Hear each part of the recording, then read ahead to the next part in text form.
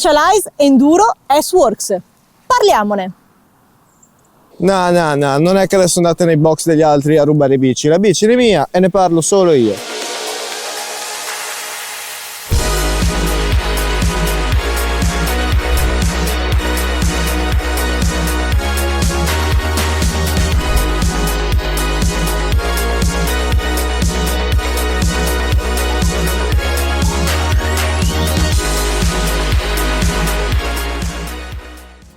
Dovete sapere una cosa su di me, a me piace andare veloce, questo è il motivo per cui ho comprato questa bestia. La mia ITS B165 andava molto bene, l'unico svantaggio è che era una freeride 27,5, non esattamente adatta per le competizioni. Guardando tra i vari mercatini online, tra cui Subito, Bicycle, Bikeflip, anche il mercatino di Facebook, ma non volevo bici rubate, mi è caduto l'occhio su questa bellissima Specialized Enduro S-Works. La nuova Enduro S-Works del 2025 è stata aggiornata sostituendo il forcellino con lo standard SRAM UDH. Inoltre il tubo sella è passato alla grandezza di 34,9 mm. Tuttavia non ha senso spendere 4.500 euro per un telaio che ha le stesse geometrie da 5 anni. Io alla stessa cifra ho preso la bici intera. Mentre salgo vi racconto anche un po' come è montata questa Dream Build. Questa Enduro S-Works è decisamente una custom build. Partiamo dall'ammortizzatore che è un XT Storia da e-bike, mentre i freni sono Optec V4 con addirittura dischi flottanti HOP, questa è roba che scotta. Piccolo aggiornamento mentre stiamo registrando, abbiamo sostituito le dischi HOP con i dischi Ferodo, questo perché i rivetti dei dischi HOP andavano a gattare sulla forcella e sullo spostapinza. Ovviamente ho rubato dei dischi dalla bici di Luca e devo dire che sono davvero degli ottimi dischi. La sella è una Specialized Power Pro Mirror inutilmente costosa.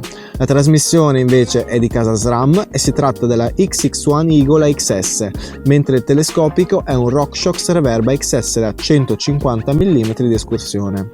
L'attacco manubrio invece è un Deity Knuckle Duster. Ho però deciso di cambiare il manubrio Specialized in carbonio con un manubrio sempre in carbonio ma della Burtec. Ho inoltre sostituito anche le ruote in carbonio della Specialized con delle ruote in alluminio di Industry 9.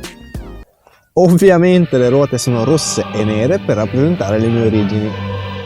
Per quanto riguarda la forcella invece, da bravo albanese, sono andato a casa di quel fermone ciccione di Luca e ho preso in prestito la sua XT-Era V2 Long Travel, che era decisamente sprecata su quel catorcio rosa. Specialized si è impegnata molto nel pensare a come rendere una bici con così tanta escursione efficiente in pedalata tra un trasferimento e l'altro delle PS. Infatti, pedal bobbing è quasi completamente assente, è una bici piantata ma molto scorrevole e nonostante i suoi 16 kg di peso rimane comunque molto agile in salite tecniche.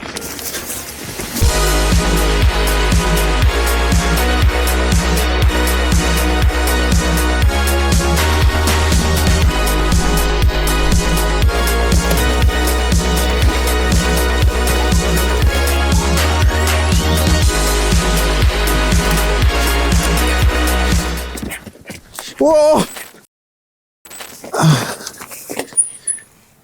E ricordatevi di iscrivervi al canale. Ora invece ci sarebbe la parte di analisi, geometrie, ma che a me fa estremamente schifo, quindi la faccio fare a quel ciccione di Luca.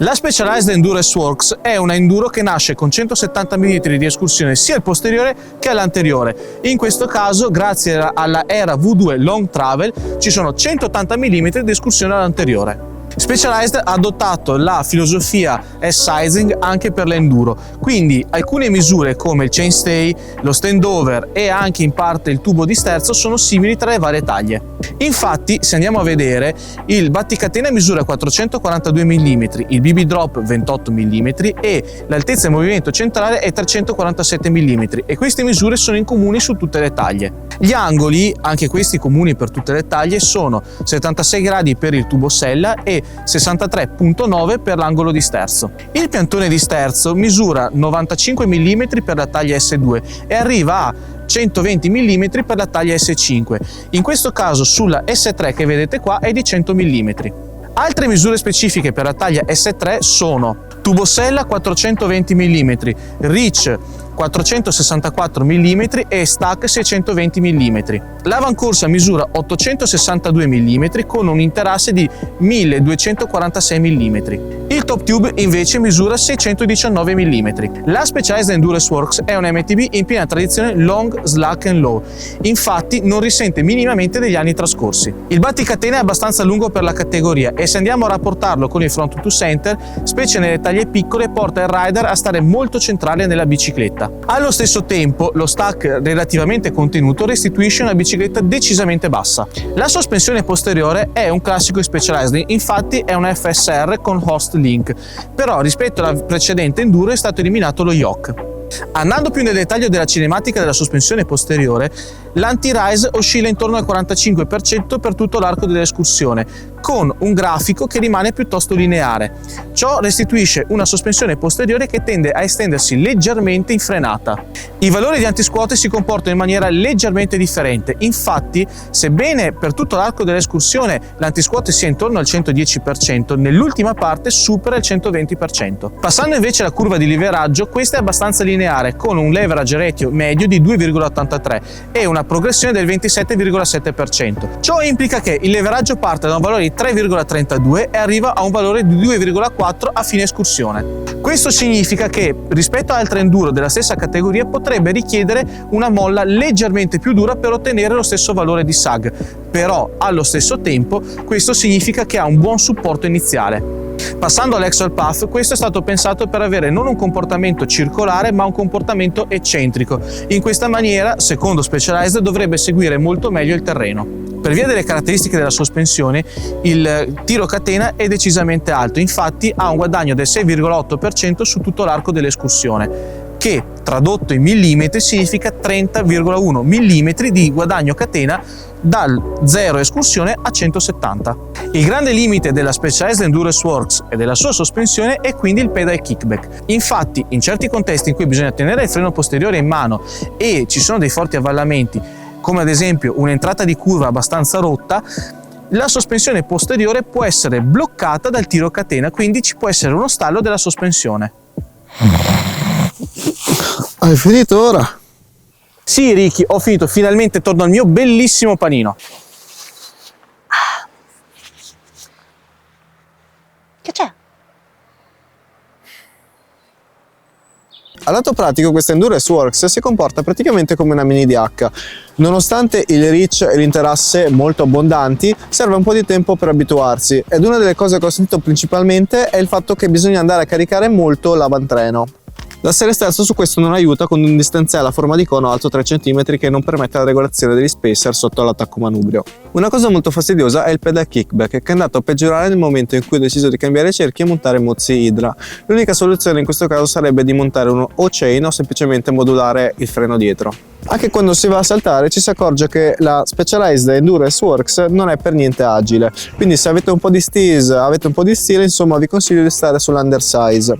A me personalmente, che piace fare molto gare di enduro, ho preferito la taglia S3, che è più giusta per me. In ogni caso l'undersize privilegia maggiormente le curve a scapito della stabilità, ma quando si comprende la Specialized Enduro, anche se si è con una taglia oversize e si capisce dove mettere il peso, si riesce a generare molto grip, sebbene il reach più abbondante e la distribuzione dei pesi più centrale aiuta notevolmente nei diritti veloci e scassati. Tutto sommato la qualità del telaio in carbonio Specialized è eccezionale e soprattutto anche la verniciatura ben rifinita. La tecnologia SWAT è molto interessante e particolare, infatti qua troviamo un vano portaoggetti, ci sarebbe anche un multitool che va a scomparsa all'interno del cap del manubrio, però ho deciso di toglierlo perché lo trovavo un po' scomodo.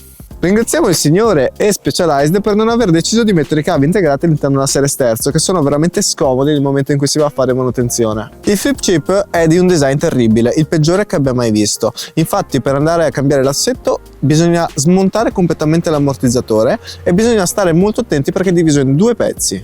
Avrei speso 13.500 euro per questa bici?